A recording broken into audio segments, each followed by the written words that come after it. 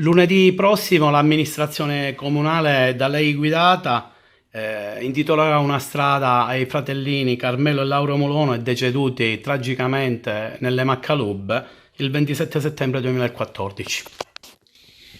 Sì, il 27 settembre del 2014 è stata una data segnata per tutta la comunità di Aragona.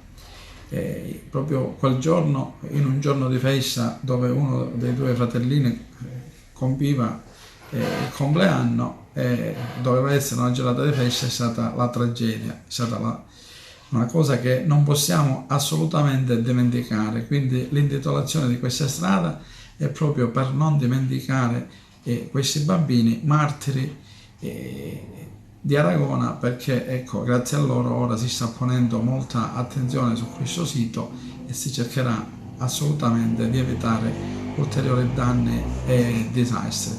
Voglio anticipare che saranno presenti quasi tutte le autorità della provincia di Agrigento e anche fuori provincia. Quindi lunedì, ecco, ci sarà questa cerimonia alle 17:15 in una traversa di via Enrico La Loggia, la via F24, che da lunedì sarà via Carmelo e Laura a Mulone. A seguire alle 18 ci sarà la Santa Messa in suffragio dei due bambini. Dicevamo di una tragedia che ha segnato la comunità aragonese, perché mai era successo alle Maccalube un disastro del genere, anche se tutti, specialmente noi aragonesi, conosciamo le Maccalube, andavamo tutti su quel posto.